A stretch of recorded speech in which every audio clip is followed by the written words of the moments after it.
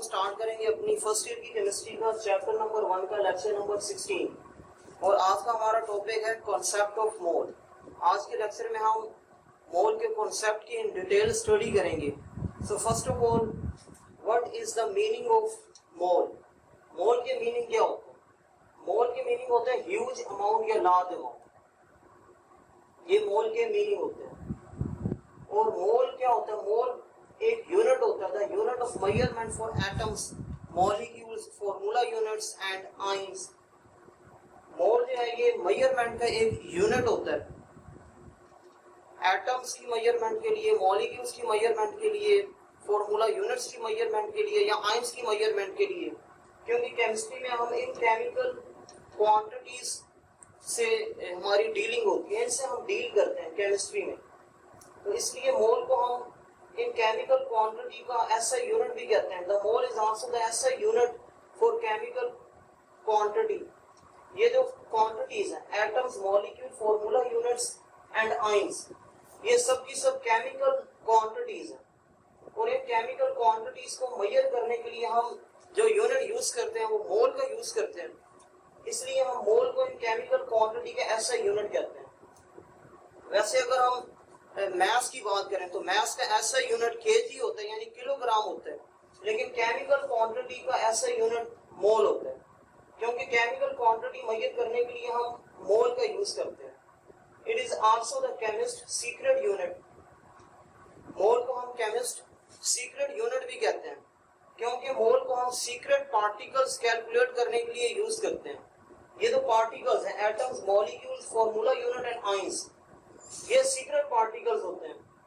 इन particles को major करने के लिए या कैलकुलेट करने के लिए हम मोल का यूनिट यूज करते हैं, इसलिए हम मोल को केमिस्ट सीक्रेट यूनिट का नेम भी देते हैं। हम जानते हैं कि जो एटम होते हैं, एटम या मॉलिक्यूल, एटम्स एंड मॉलिक्यूल्स और formula units and ions are extremely small particles. ये एक्सट्रीमली स्मॉल पार्टिकल्स होते हैं। एक्सट्रीमली स्मॉल पार्टिकल्स का मैस कैलकुलेट करना इम्पॉसिबल है, यानी एक इंडिविजुअल एटम एक्सट्रीमली स्मॉल होता है और एक्सट्रीमली स्मॉल पार्टिकल का मैस हम डायरेक्ट कैलकुलेट नहीं कर सकते। इनके मैसेस कैलकुलेट करने के लिए हम यूनिट का यूज करेंगे। With the help of unit, unit की मदद से हम इनके मैसेस कैलकुलेट करेंगे। इनके मैसेज हम डायरेक्ट कैलकुलेट नहीं कर सकते, क्योंकि ये बहुत ही स्मॉल पार्टिकल्स होते हैं। एक इंडिविजुअल एटम या इंडिविजुअल मॉलिक्यूल या इंडिविजुअल फॉर्मूला यूनिट, ये हम डायरेक्ट मैसेज कैलकुलेट नहीं कर सकते। इवन कि अगर हमारे पास स्मॉल नंबर है, स्मॉल नंबर ऑफ एटम्स हैं या स्मॉल नंबर ऑफ मॉलिक्यूल्स हैं या small number of formula units हैं या स्मॉल नंबर ऑफ आयंस हैं, इनके मैसेज भी हम डायरेक्टली कैलकुलेट या मेजर नहीं कर सकते, because these are extremely small particles. तो इनको मेजर करने के लिए हम यूनिट का यूज करते हैं और वो यूनिट मोल होता है। मोल के अलावा भी हम बहुत सारे यूनिट यूज करते हैं केमिस्ट्री में, जैसे कि फॉर एग्जांपल हम ग्राम यूज करते हैं, ग्राम, किलोग्राम हम यूज करते हैं, किलोग्राम्स। किलोग्राम के अलावा एएमयू हम यूज करते हैं। एएमयू कहते हैं atomic mass unit. Atomic mass unit भी हम यूज करते हैं। इसके अलावा हम पाउंड्स भी यूज करते हैं। यहाँ पे हम मोल भी यूज करेंगे। मोल को, ये तो मोल का इंट्रोडक्शन था। अब हम मोल की प्रॉपर डेफिनेशंस की स्टडी करेंगे। अगर हम इन यूनिट्स की बात करें तो ये यूनिट्स हम अपनी डेली लाइफ में यूज करते हैं, लेकिन अगर हम केमिस्ट्री की बात करें तो केमिस्ट्री में हम चूंकि केमिकल क्वांटिटी से डील करते हैं और केमिकल क्वांटिटी का ऐसा यूनिट मोल होता है, इसलिए हम मोल का यूज करते हैं। अगर हमारे पास एटम है तो एटम का जो मास होता है उसको हम एटॉमिक मास कहते हैं। Atomic mass for atom, atomic mass हम एटम के लिए यूज करते हैं। और एटॉमिक मास का जो यूनिट होता है वो हम ग्राम भी यूज करते हैं, किलोग्राम भी यूज करते हैं, एएमयू और पाउंड भी यूज करते हैं। इसके अलावा अगर हमारे पास मॉलिक्यूल है तो मॉलिक्यूल का जो मास होता है वो मॉलिक्यूलर मास होता है। और फॉर्मूला मास, जो फॉर्मूला यूनिट है, फॉर्मूला यूनिट का मास फॉर्मूला मास होता है। और आयन का जो मास होता है उसको हम आयनिक मास कहते हैं।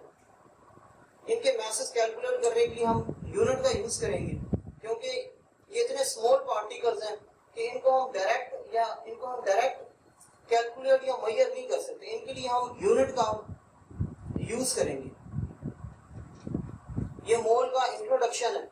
इसके बाद है मोल की डेफिनेशंस। मोल की एक डेफिनेशन तो सिंपल डेफिनेशन है मोल की, वो तो ये है, amount of a substance contain 6.02 multiply 10⁻23 particles. यानी सब्सटेंस की वो अमाउंट जिसमें इतने पार्टिकल्स होंगे, सब्सटेंस की वो अमाउंट जिसमें इतने पार्टिकल्स होते हैं, उसको हम मोल का नेम देते हैं।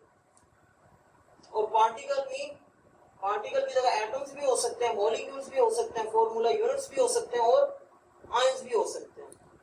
यानी अगर हम एलिमेंट की बात करेंगे तो हम एटम्स लेंगे उसमें, क्योंकि एलिमेंट एटम से मेड अप होते हैं। और अगर हम कंपाउंड की बात करेंगे तो उसमें हम मॉलिक्यूल्स लेंगे, क्योंकि जो कंपाउंड्स होते हैं वो मॉलिक्यूल से मेड अप होते हैं। और अगर हम आयनिक कंपाउंड की बात करेंगे तो आयनिक कंपाउंड के लिए हम एक स्पेसिफिक वर्ड यूज करते हैं फॉर्मूला यूनिट का। अगर हम आयनिक कंपाउंड की बात कर रहे हैं तो आयनिक कंपाउंड में हम फॉर्मूला यूनिट्स लेंगे, और आयंस की बात कर रहे हैं तो उसमें सिंपली हम आयंस लेंगे। It's called 1 mole of that substance. यानी सब्सटेंस की वो अमाउंट जिसमें इतने नंबर ऑफ पार्टिकल्स हैं, उसको हम उस सब्सटेंस का 1 मोल कहेंगे। 1 मोल। एक तो ये डेफिनेशन है मोल की, जो कि सिंपल डेफिनेशन है मोल की। यानी 1 मोल में इतने नंबर ऑफ पार्टिकल्स होते हैं। और अगर हम इसके सेकंड डेफिनेशन देखें मोल की सेकंड डेफिनेशन है कि किसी भी एटम के एटॉमिक मास को, मॉलिक्यूल के मॉलिक्यूलर मास को और फॉर्मूला यूनिट के फॉर्मूला मास को, आयन के आयनिक मास को अगर हम ग्राम में रिप्रेजेंट कर दें तो वो उस सब्सटेंस का 1 मोल होगा। जैसे कि फॉर एग्जांपल अगर मैं हाइड्रोजन एटम की बात करूं, हाइड्रोजन एटम का मास होता है 1.008। ये हाइड्रोजन एटम का मास है। अगर इस हाइड्रोजन एटम के मास को मैं ग्राम में रिप्रेजेंट कर दूं, ग्राम में, तो ये इसका 1 मोल कहलाएगा। 1 मोल। ये मोल की सेकंड डेफिनेशन है। यानी किसी भी केमिकल स्पीशी के मास को अगर हम ग्राम में रिप्रेजेंट कर दें तो वो उस केमिकल स्पीशी का 1 मोल होता है। और ये केमिकल स्पीशीज हैं, या इनको हम केमिकल क्वांटिटीज भी कहते हैं। एटम, मॉलिक्यूल, फॉर्मूला यूनिट और आयन, ये सब की सब केमिकल स्पीशीज हैं या फिर केमिकल क्वांटिटीज हैं। इनके मासेस को अगर हम ग्राम में रिप्रेजेंट करते हैं तो ये सब्सटेंस का 1 मोल होगा। अब हाइड्रोजन एक एटम है, इसके मास को अगर हम, इसके एटॉमिक मास को अगर मैं ग्राम में रिप्रेजेंट कर दूं तो वो इसका 1 मोल कहलाएगा। या फिर इसको हम ग्राम एटम भी कहते हैं। ग्राम एटम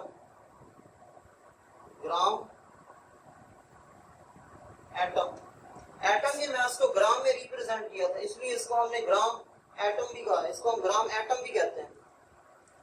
और 1 मोल या 1 ग्राम एटम में नंबर ऑफ पार्टिकल कितने होते हैं? Is equal to 6.02 multiply 10⁻23 atoms. यानी अगर हाइड्रोजन एटम की बात करूं तो हाइड्रोजन एटम के 1 मोल में इतने पार्टिकल्स होंगे, और हाइड्रोजन एटम का 1 मोल इसके इक्वल होगा 1.008 ग्राम। अब 1 मोल है किसी भी चीज का, तो 1 मोल में इतने नंबर ऑफ पार्टिकल होते हैं। जैसे कि फॉर एग्जांपल अगर हमारे पास 1 रीम है, 1 रीम में कितने आइटम्स होते हैं? 500 आइटम्स होते हैं। 1 रीम मतलब कि एक तो A4 पेपर का जो बंडल है, A4 पेपर के बंडल में टोटल हमारे पास 500 शीट्स होती हैं, उसको हम रीम भी कहते हैं। 1 रीम में 500 शीट्स होती हैं। और 1 डजन में कितने आइटम्स होते हैं? 12 आइटम्स होते हैं। 1 स्कोर में 20 आइटम्स होते हैं। 1 ग्रोस में 144 आइटम्स होते हैं। सिमिलरली 1 मोल में इतने आइटम्स होते हैं। 6.02 मल्टीप्लाई 10⁻23। ये तो मोल की टर्म है, ये हम केमिस्ट्री में यूज करते हैं। और ये जो टर्म्स हैं ये हम अपनी डेली लाइफ में यूज करते हैं। इसी तरह अगर मॉलिक्यूल है, मॉलिक्यूल के मॉलिक्यूलर मास को अगर मैं ग्राम में रिप्रेजेंट कर दूं तो वो इस मॉलिक्यूल का वन मोल कहलाएगा। ये सेकंड डेफिनेशन है मोल की। फर्स्ट डेफिनेशन तो ये है, और सेकंड डेफिनेशन है कि किसी भी केमिकल स्पीशी के मास को अगर हम ग्राम में रिप्रेजेंट कर दें तो वो उस केमिकल स्पीशी का वन मोल होता है। और ये केमिकल स्पीशीज हैं, यानी एटम के एटॉमिक मास को अगर मैं ग्राम में रिप्रेजेंट कर दूं तो ये इस एटम का वन मोल कहलाएगा, और वन मोल में इतने पार्टिकल होंगे। सिमिलरली अगर मॉलिक्यूल है मेरे पास में, जैसे कि फॉर एग्जांपल वाटर का एक मॉलिक्यूल है, वाटर के मॉलिक्यूलर मास, वाटर मॉलिक्यूल है तो इसका जो मास होगा वो मॉलिक्यूलर मास होगा। और वाटर के मॉलिक्यूलर मास को अगर मैं ग्राम में रिप्रेजेंट कर दूं, वाटर का मॉलिक्यूलर मास 18 ग्राम होता है, 18 होता है, और इसको अगर ग्राम में रिप्रेजेंट कर दूं तो ये इसका वन मोल कहलाएगा। वन मोल,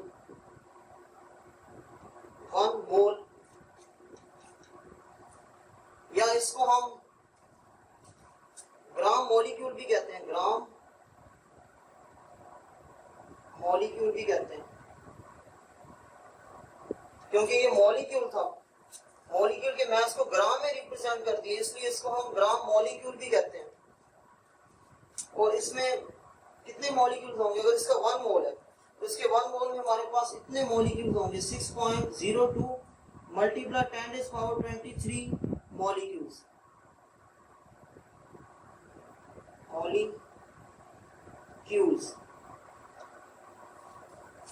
यानी किसी भी केमिकल स्पीशी का अगर वन मोल है तो वन मोल में इतने पार्टिकल्स होंगे। इसी तरह अगर फॉर्मूला यूनिट के मास को अगर मैं ग्राम में रिप्रेजेंट कर दूं, और फॉर्मूला यूनिट हम यूज करते हैं ये आयनिक कंपाउंड के लिए, जो आयनिक कंपाउंड होते हैं उनके लिए हम फॉर्मूला यूनिट की टर्म यूज करते हैं। जैसे कि फॉर एग्जांपल NaCl की आयनिक कंपाउंड है, तो इस आयनिक कंपाउंड के लिए हम फॉर्मूला यूनिट की टर्म यूज करते हैं, और फॉर्मूला यूनिट के मास को हम फॉर्मूला मास कहते हैं। इसका मास हमारे पास होता है 58.5। अब इस फॉर्मूला यूनिट के मास को अगर मैं ग्राम में रिप्रेजेंट कर दूं तो ये इसका वन मोल कहलाता है, वन मोल। ये इसको हम ग्राम फॉर्मूला भी कहते हैं, ग्राम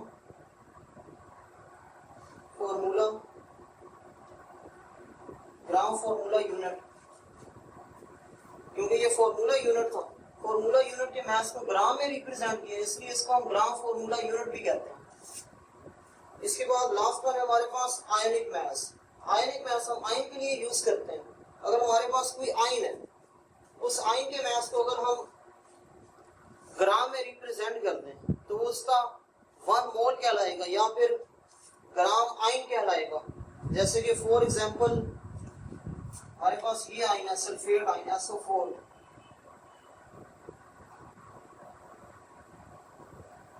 और इसका मास होता है हमारे पास, सल्फर का 32 होता है, ऑक्सीजन का मास नंबर 16 होता है। यहाँ पे 4 ऑक्सीजन है, 4 ऑक्सीजन का कितना होगा?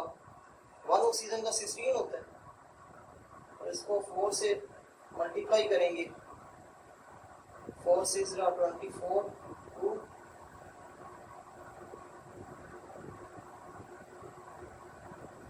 64 इनको सम कर देंगे तो ये आएगा 96। इस आयन का SO4-2, इस आयन का आयनिक मास कितना होता है? 96। इस 96 को अगर मैं ग्राम में रिप्रेजेंट कर दूं तो ये इसका वन मोल कहलाता है। और इसके NaCl के वन मोल में कितने पार्टिकल्स होंगे? 6.02 मल्टीप्लाई 10⁻23 फॉर्मूला यूनिट्स होंगे, क्योंकि वन मोल है, वन मोल में इतने फॉर्मूला यूनिट्स होते हैं। और ये आयन के आयनिक मास को अगर हम ग्राम में रिप्रेजेंट करें तो ये इसका वन मोल कहलाएगा, वन मोल, या इसको हम ग्राम आयन भी कहते हैं, ग्राम आयन, क्योंकि SO4-2 आयन था, इसके मास को ग्राम में रिप्रेजेंट कर दिया, इसलिए इसको हम ग्राम आयन कहते हैं। और इसके 1 ग्राम आयन में या 1 मोल में कितने आयन होंगे? 6.02 मल्टीप्लाई 10⁻23 आयन, इतने सल्फेट आयन होंगे। अब यहाँ पे हमारे पास 4 टर्म्स आ गई हैं। एक टर्म है हमारे पास ग्राम एटम, सेकंड टर्म हमारे पास है ग्राम मॉलिक्यूल, और थर्ड टर्म हमारे पास है ग्राम फॉर्मूला यूनिट, और लास्ट टर्म जो फोर्थ टर्म है हमारे पास वो है ग्राम आयन। अब इन 4 टर्म्स को हम 1 बाय 1 करके डिफाइन करते हैं। यहाँ पे इनकी 4 डेफिनेशंस की हम स्टडी करेंगे, 1 बाय 1 करके ये हम स्टडी करेंगे विद एग्जांपल्स, यानी इनकी एग्जांपल्स के साथ हम इनको फर्दर एक्सप्लेन करके इनकी स्टडी करेंगे। अब हम ग्राम एटम की स्टडी करेंगे, या फिर ग्राम एटम को हम मोल भी कहते हैं, यानी मोल को हम डिफाइन करेंगे in terms of gram atom.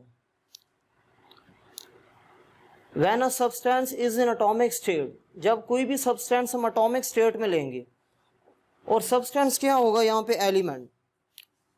Substance यहाँ पे एलिमेंट होगा, क्योंकि एलिमेंट जो है ये एटॉमिक स्टेट में होते हैं, और एलिमेंट जो है ये एटम से मेड अप होते हैं।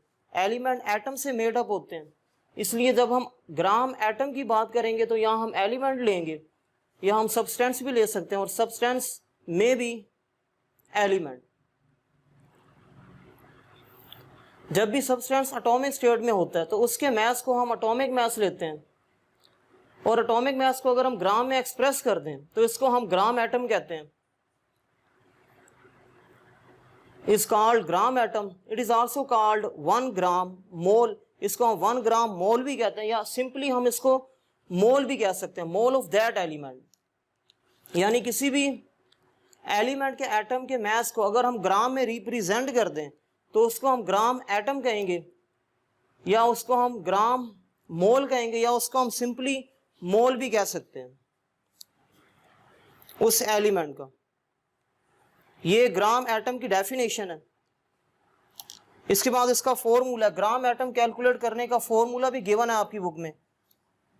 इस फॉर्मूले की मदद से हम आगे जाके न्यूमेरिकल्स करेंगे, और इन फॉर्मूलास की मदद से हम ग्राम एटम या नंबर ऑफ मॉलिक्यूल्स कैलकुलेट करेंगे। अब फॉर्मूला क्या है? नंबर ऑफ ग्राम एटम्स और मोल्स।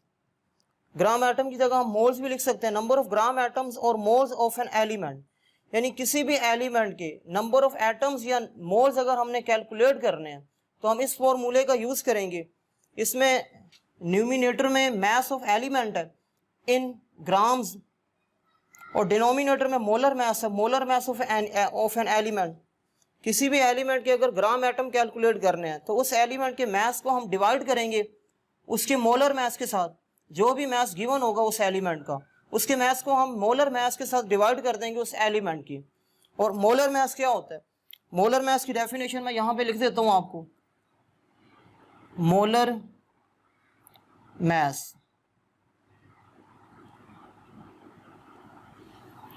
मोलर मास हम कहते हैं the mass of 1 mole of a substance is called molar mass.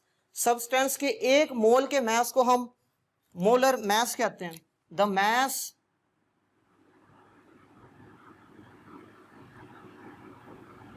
Of 1 mole of a substance is called molar mass। और substance यहाँ पे हमारे पास एलिमेंट भी हो सकता है और कंपाउंड भी हो सकता है। सब्सटेंस एलिमेंट भी हो सकता है और कंपाउंड भी हो सकता है। जैसे कि फॉर एग्जांपल H2 के 1 मोल का मास होता है 2.016 ग्राम। ये H2 के 1 मोल का मास इतना होता है, और इसको हम मोलर मास भी कहते हैं। यानी 1 मोल के मास को हम मोलर मास भी कहते हैं। सिमिलरली अगर हमारे पास कोई कंपाउंड गिवन है, वाटर कंपाउंड, और इसका मोलर मास 18 ग्राम होता है, ये 18 ग्राम पानी के 1 मोल का मास है, और 1 मोल के मास को हम मोलर मास भी कहते हैं। मोलर मास पे डिवाइड कर देंगे एलिमेंट के मास को, और हमारे पास ग्राम एटम्स या मोल्स की वैल्यू फाइंड आउट हो जाएगी। उसके बाद है examples. 1 gram atom of hydrogen, या फिर 1 मोल भी कह सकते हैं, 1 ग्राम एटम ऑफ हाइड्रोजन या फिर 1 मोल ऑफ हाइड्रोजन, यानी हाइड्रोजन के एटम का 1 ग्राम एटम किसके इक्वल होगा? 1.008 ग्राम। ये हाइड्रोजन का 1 ग्राम एटम है, हाइड्रोजन का 1 ग्राम एटम इसके इक्वल होगा 1.008 ग्राम। या फिर हम यूं भी कह सकते हैं कि हाइड्रोजन का 1 मोल इसके इक्वल होगा, यानी इतने ग्राम में हाइड्रोजन के कितने एटम्स होंगे? 6.02 मल्टीप्लाई 10⁻23। इतने ग्राम में हाइड्रोजन के कितने एटम होंगे? इतने ग्राम जो है वो 1 मोल की इक्वल है, और उसमें नंबर ऑफ एटम इतने हैं। अब हाइड्रोजन के एक इंडिविजुअल एटम या फिर small number of atoms of hydrogen तो हम कैलकुलेट नहीं कर सकते, यानी उनका हम मास कैलकुलेट नहीं कर सकते।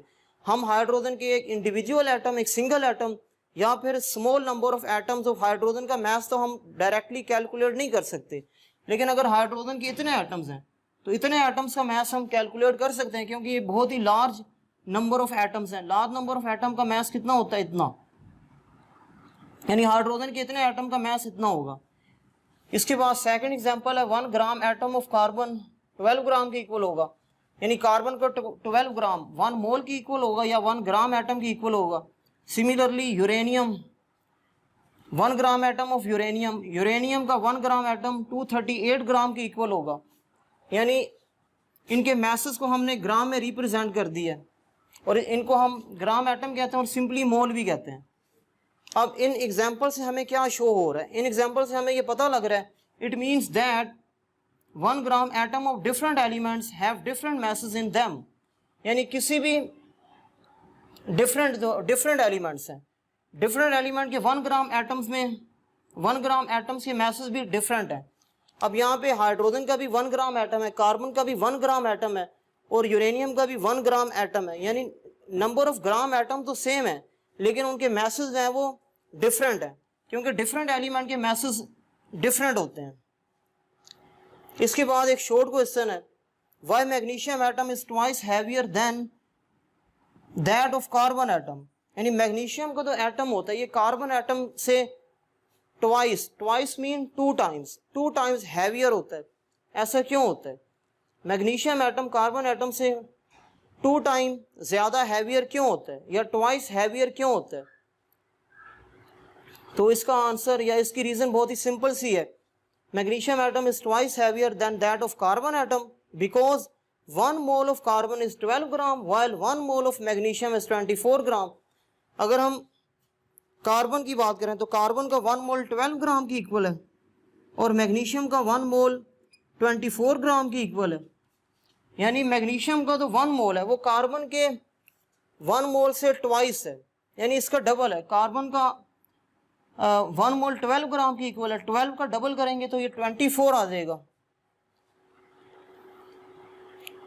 यानी कार्बन का मैग्नीशियम के तो मोल हैं वो कार्बन के मोल से ट्वाइस हैवियर हैं, इसलिए मैग्नीशियम एटम जो है वो कार्बन एटम से ट्वाइस यानी कि 2 टाइम हैवियर होता है। अब हम ग्राम मॉलिक्यूल की स्टडी करेंगे। ग्राम मॉलिक्यूल, और मॉलिक्यूल का जो मास होता है वो मॉलिक्यूलर मास होता है। मॉलिक्यूल के मॉलिक्यूलर मास को या किसी भी सब्सटेंस के मॉलिक्यूलर मास को अगर हम एक्सप्रेस कर दें इन ग्राम तो उसको हम ग्राम मॉलिक्यूल कहते हैं, या फिर ग्राम मोल कहते हैं, या फिर सिंपली उसको हम मोल कहते हैं, और simply the mole of a substance. अब अगर हमने यहाँ पे मॉलिक्यूल की बात की है तो यहाँ पे हम कंपाउंड भी ले सकते हैं, क्योंकि जो कंपाउंड होते हैं वो सेम टाइप ऑफ मॉलिक्यूल से मेड अप होते हैं। कंपाउंड में सेम टाइप के मॉलिक्यूल्स होते हैं, तो दैट्स वाई हम यहाँ पे कंपाउंड भी ले सकते हैं। The molecular mass of a compound, the molecular mass of a substance express in grams is called gram molecule और ग्राम मोल, और simply the mole of a substance. इसके बाद इसका फॉर्मूला है ग्राम मॉलिक्यूल कैलकुलेट करने का ये फॉर्मूला है। नंबर ऑफ ग्राम मॉलिक्यूल्स और moles of a molecular substance is equal to mass of the molecular substance in gram divided by molar mass of the substance। अगर हमने ग्राम molecules calculate करने, number of gram molecules अगर हमने calculate करने हैं, तो हम मॉलिक्यूलर सब्सटेंस के मास को डिवाइड कर देंगे उसके मोलर मास से। जितना भी मास गिवन होगा उस मॉलिक्यूलर सब्सटेंस का, उसको हम उसके मोलर मास से डिवाइड कर देंगे। और मोलर मास क्या होता है? मोलर मास 1 मोल का मास होता है। The mass of 1 mole of a substance is called molar mass.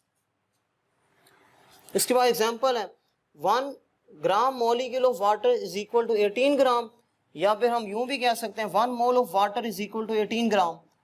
Water का 1 ग्राम मॉलिक्यूल या 1 ग्राम मोल 18 ग्राम के इक्वल होता है। अब ये 18 ग्राम कैसे आया है? क्योंकि हम जानते हैं कि जो वाटर है, वाटर में टोटल 3 एटम्स हैं, 2 hydrogen and 1 oxygen atom. Oxygen hydrogen का जो एटॉमिक मास होता है वो अप्रॉक्सीमेटली 1 होता है, तो यहाँ पे 2 हाइड्रोजन है, 2 हाइड्रोजन का 2 हो जाएगा। ऑक्सीजन का एटॉमिक मास 16 होता है, तो इनको सम करेंगे, आंसर क्या आएगा? 18 ग्राम। 18 आएगा, और उसको अगर ग्राम में रिप्रेजेंट कर दें तो वो उसका मोल कहलाएगा या फिर ग्राम मॉलिक्यूल कहलाएगा। Similarly 1 gram molecule of sulphuric acid, sulphuric acid का 1 ग्राम मॉलिक्यूल किसके इक्वल होगा? 98 ग्राम के, या फिर सल्फ्यूरिक एसिड का 1 मोल 98 ग्राम के इक्वल होगा। अब ये 98 ग्राम कैसे है? क्योंकि सल्फ्यूरिक एसिड में टोटल नंबर ऑफ एटम 7 है। इन 7 एटम के एटॉमिक मासेस को अगर हम सम करेंगे तो 98 आएगा। हाइड्रोजन का एटॉमिक मास 1 होता है, यहाँ पे 2 हाइड्रोजन एटम है, तो 2 हाइड्रोजन एटम्स का मास यहाँ पे 2 आ जाएगा। सल्फर का एटॉमिक मास 32 होता है। ऑक्सीजन का एटॉमिक मास 16 होता है, यहाँ पे 4 ऑक्सीजन एटम है। 1 ऑक्सीजन एटम का एटॉमिक मास 16 होता है, तो 4 ऑक्सीजन एटम का एटॉमिक मास कितना होगा? 64 होगा। यानी 4 को 16 से मल्टीप्लाई करेंगे तो ये 64 आएगा। इसको सम करेंगे तो आंसर आएगा हमारे पास 98 ग्राम। इसके बाद थर्ड एग्जांपल है 1 ग्राम मॉलिक्यूल ऑफ सक्रोज या शुगर। ये सक्रोज है, सक्रोज को हम शुगर भी कहते हैं।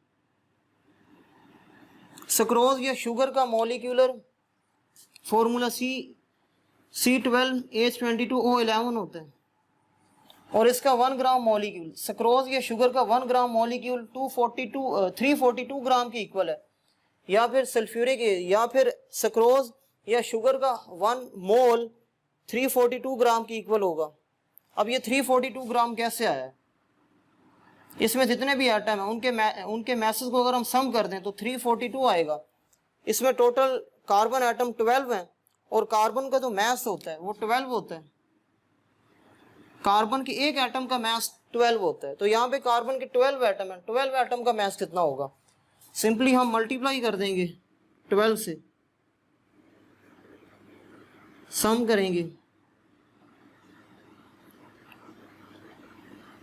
हाइड्रोजन के एटम का मास 1 होता है, अप्रोक्सीमेटली 1 होता है। यहाँ पे हाइड्रोजन के 22 एटम है, 22 एटम का इतना ही होगा, 22 से मल्टीप्लाई कर देंगे।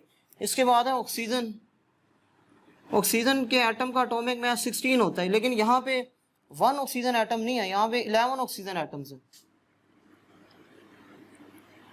12 को 12 से मल्टीप्लाई करेंगे तो ये 144 आएगा, प्लस 22, और 16 को 11 से मल्टीप्लाई करेंगे तो हमारे पास आंसर आएगा 176। आंसर आया 176। इन सबको सम कर देंगे तो 342 आ जाएगा, 342 ग्राम। अब ये एग्जांपल्स हमें क्या बता रही हैं? It means that the 1 gram molecule of different molecular substances, यानी डिफरेंट मॉलिक्यूलर सब्सटेंसेस के जो 1 ग्राम मॉलिक्यूल होते हैं उनके मासेस डिफरेंट होते हैं। यानी यहाँ पे सबके 1 ग्राम मॉलिक्यूल हैं, तीनों सब्सटेंसेस के 1 ग्राम मॉलिक्यूल हैं, लेकिन इनके मासेस क्या डिफरेंट हैं। वाटर का 18 ग्राम है, सल्फ्यूरिक एसिड का 98 ग्राम है, और जो सक्रोज या शुगर है उसका 342 ग्राम है। अब हम ग्राम फॉर्मूला मैथ्स की स्टडी करेंगे। ग्राम फॉर्मूला मैथ्स किसी भी आयनिक कंपाउंड का जो फॉर्मूला यूनिट होता है, फॉर्मूला यूनिट मैथ्स को अगर हम ग्राम में रिप्रेजेंट कर दें तो उसको हम ग्राम फॉर्मूला कहते हैं। The formula unit mass of N ionic compound expressed in grams is called gram formula of the substance. The gram formula is also referred to as gram mole or simply a mole. Gram formula को हम ग्राम मोल भी कहते हैं और simply हम मोल भी कहते हैं। फॉर्मूला यूनिट हम स्पेसिफिक जो है वो यूज़ करते हैं आयनिक कंपाउंड के लिए। आयनिक कंपाउंड के लिए तो स्पेसिफिक टर्म यूज़ की जाती है वो फॉर्मूला यूनिट होता है, और फॉर्मूला यूनिट के मैथ्स को हम फॉर्मूला मैथ्स कहते हैं। उसको जब ग्राम में रिप्रेजेंट करेंगे तो वो ग्राम फॉर्मूला कहलाएगा, और इसको हम मोल भी कहते हैं। अब जो हमारे पास आयनिक कंपाउंड होते हैं, since ionic compounds do not exist in molecular form, ionic compound है ये मॉलिक्यूलर फॉर्म में एग्जिस्ट नहीं करते। क्यों नहीं करते? क्योंकि आयनिक कंपाउंड मॉलिक्यूल से मेडअप नहीं होते, ये आयन से मेडअप होते हैं। ये आयन से मेडअप होते हैं, इसलिए ये मॉलिक्यूलर फॉर्म में एग्जिस्ट नहीं करते। क्योंकि ये मॉलिक्यूलर फॉर्म में, क्योंकि ये मॉलिक्यूल से मेडअप ही नहीं होते, इसलिए ये मॉलिक्यूलर फॉर्म में भी एग्जिस्ट नहीं करते। और आयनिक कंपाउंड के लिए जो हम स्पेसिफिक टर्म यूज करते हैं वो फॉर्मूला यूनिट होता है। फॉर्मूला यूनिट, और फॉर्मूला यूनिट के मैथ्स को हम फॉर्मूला मैथ्स कहते हैं। Formula maths. और फॉर्मूला मैथ्स क्या होता है? फॉर्मूला मैथ्स हम कहते हैं आयनिक कंपाउंड, क्योंकि ये आयनिक कंपाउंड के लिए हम ये टर्म यूज करते हैं, इसलिए आयनिक कंपाउंड आयन से मेडअप होते हैं। आयनिक कंपाउंड आयन से मेडअप होते हैं, और आयनिक कंपाउंड में जो आयन्स प्रेजेंट होते हैं उन आयन का जो सम होता है, उन आयन के एटॉमिक मैसेज का जो सम होता है, सम ऑफ एटॉमिक मैसेज, या फिर हम कह सकते हैं sum of ions in an ionic compound, in an ionic compound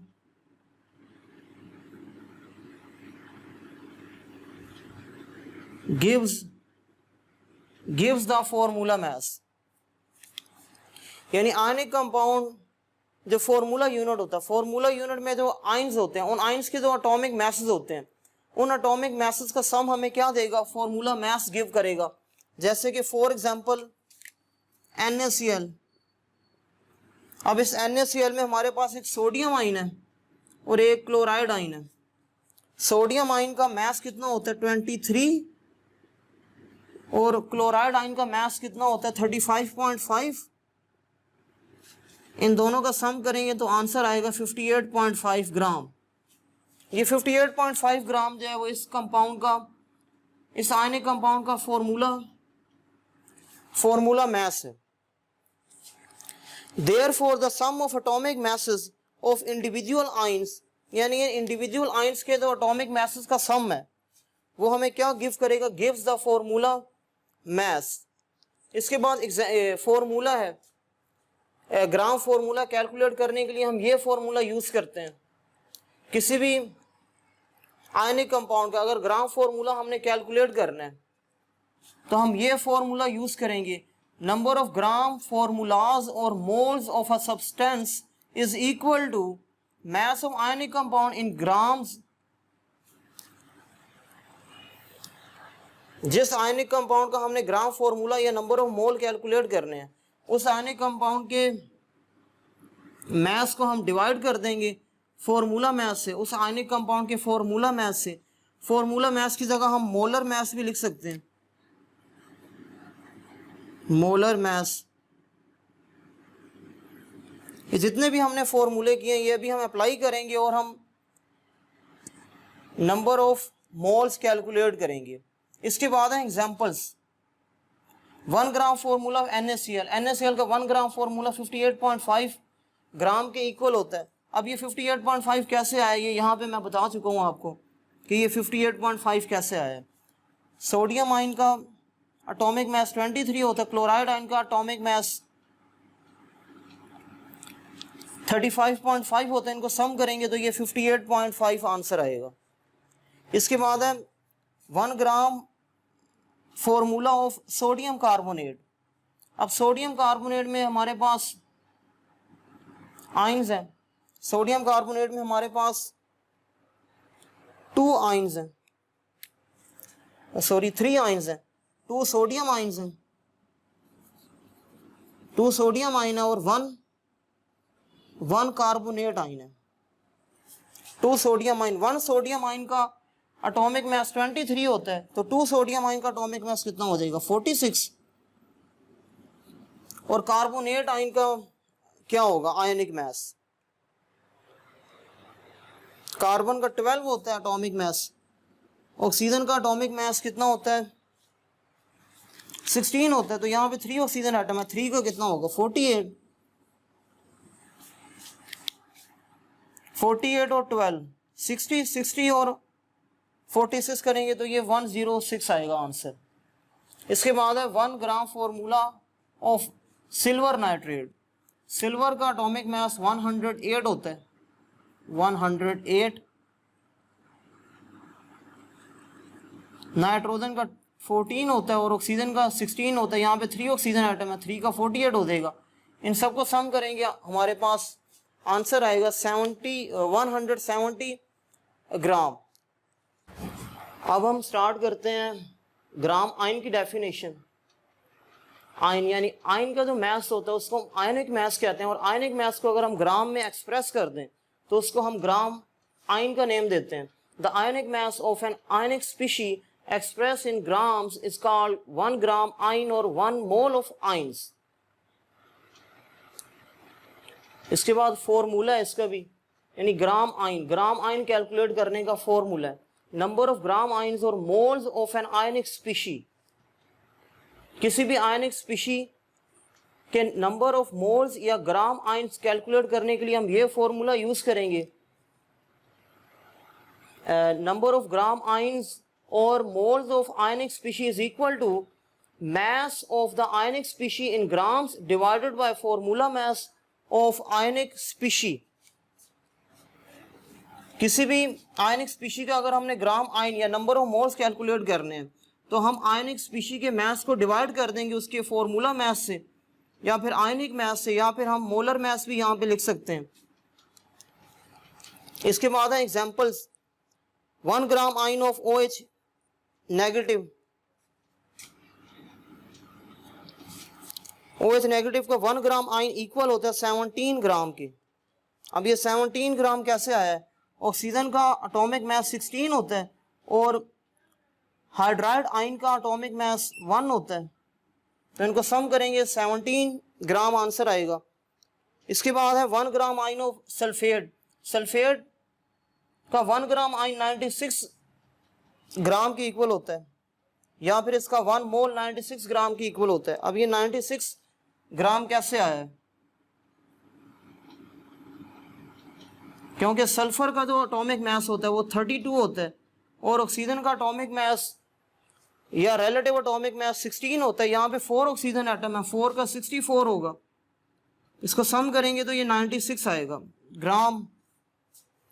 इसके बाद है 1 gram ion of carbonate ion. Carbonate का 1 ग्राम आयन 60 ग्राम की इक्वल होता है। अब ये 60 ग्राम कैसे आया है, इस आयन में टोटल नंबर ऑफ एटम्स 4 हैं, 1 carbon atom and 3 oxygen atom. In atom के एटॉमिक मासेस को सम करेंगे तो इस आयन का आयनिक मास आ जाएगा। कार्बन का 12 होता है, ऑक्सीजन का 16 होता है, यहाँ पे 3 ऑक्सीजन एटम है, 1 ऑक्सीजन एटम का 16 होता है एटॉमिक मास और 3 ऑक्सीजन एटम का कितना होगा 48। इनको हम सम करेंगे, answer is 60 gram. 60 gram answer आएगा हमारे पास। ये इस आयन का आयनिक मास आ गया। इसके बाद मोलर मास, या इसको हम मोल भी कह सकते हैं, इसकी डेफिनेशन आपकी बुक में लिखी हुई है। इसकी डेफिनेशन मैंने भी आपको बताई थी और बुक में भी लिखी हुई है। बुक में थोड़ी चेंज करके लिखी हुई है इसने डेफिनेशन, लेकिन दोनों का मतलब सेम ही है। मैंने तो बताई थी मोलर मास की डेफिनेशन, वो थी the mass of 1 mole of a substance is called molar मास। और यहां पे उसने तो लिखी हुई है the atomic mass, molecular mass, formula mass and ionic mass of the substance express in grams is called molar mass of the substance. यानी atom के एटॉमिक मास को अगर हम ग्राम में रिप्रेजेंट करें तो वो उसका मोलर मास कहलाता है, या उसको हम मोल भी कहते हैं। सिमिलरली मॉलिक्यूल के मॉलिक्यूलर मास को अगर हम ग्राम में रिप्रेजेंट करें तो वो उस मॉलिक्यूल का मोलर मास कहलाएगा, या फिर उसको हम मोल भी कह सकते हैं। इसी तरह फॉर्मूला मास को अगर हम ग्राम में रिप्रेजेंट करें तो इसको हम मोलर मास कहते हैं, या फिर सिंपली मोल भी कहते हैं। और आयनिक स्पीशी के मास को अगर हम ग्राम में रिप्रेजेंट करें तो उसको हम उसका मोलर मास कहेंगे या सिंपली मोल कहेंगे। और मोलर मास के तो यूनिट होते हैं। The unit of molar mass is gram और ग्राम पर मोल। मोलर मास के यूनिट ग्राम भी होते हैं और ग्राम पर मोल भी होते हैं। The abbreviation of mole is MOL। मोल की तो एब्रीविएशन होती है ये मोल ही होती है, बस लास्ट में हम ई नहीं लगाते। इसके बाद मोल को हम स्मॉल n से रिप्रेजेंट करते हैं, मास को हम स्मॉल m से रिप्रेजेंट करते हैं, और मोलर मास को हम कैपिटल M से रिप्रेजेंट करते हैं। इसके बाद ये 2 फॉर्मूलाज हैं, ये फॉर्मूलाज आपने याद करने हैं। ये फॉर्मूला मोल कैलकुलेट करने के लिए, mole is equal to mass और मोलर मास। और यहां से मास का फॉर्मूला भी हम फाइंड कर सकते हैं। ये मोलर मास यहाँ पे मास के साथ डिवाइड हो रहा है, उधर जाके मल्टीप्लाई हो जाएगा, तो मास किसके इक्वल आ जाएगा, मोल इनटू मोलर मास। ये मोलर मास इधर इस साइड पर आके मोल के साथ क्या हो जाएगा, मल्टीप्लाई हो जाएगा। तो ये मास का फॉर्मूला, ये मोल कैलकुलेट करने का फॉर्मूला है और ये मास कैलकुलेट करने का फॉर्मूला है। ये दोनों फॉर्मूले आपने याद करने, ये दोनों फॉर्मूले हम अभी न्यूमेरिकल्स करेंगे। उन न्यूमेरिकल्स में ये बहुत फॉर्मूलाज हम यूज करेंगे। किसी भी एटम के अगर हमने मोल कैलकुलेट करने हैं यही फॉर्मूला यूज करेंगे। अगर हमने मॉलिक्यूल कैलकुलेट करने हैं तब भी यही फॉर्मूला यूज करेंगे। अगर हमने फॉर्मूला यूनिट्स कैलकुलेट करने हैं, फॉर्मूला यूनिट के नंबर ऑफ मोल कैलकुलेट करने हैं तब भी यही फॉर्मूला यूज करेंगे। अगर हमने आइंस के नंबर ऑफ मोल्स कैलकुलेट करने हैं तब भी हम यही फॉर्मूला यूज करेंगे। इसी तरह मास कैलकुलेट करने के लिए हम ये फॉर्मूला यूज करेंगे। किसी का भी अगर मास हमने कैलकुलेट करना है, चाहे एटम का करना है या मॉलिक्यूल का करना है या फिर फॉर्मूला यूनिट का मास कैलकुलेट करना है या किसी आयन का मास कैलकुलेट करना है, तो हम यही फॉर्मूला यूज करेंगे। तो आज के लेक्चर में बस इतना ही। अब हम मिलेंगे नेक्स्ट लेक्चर में।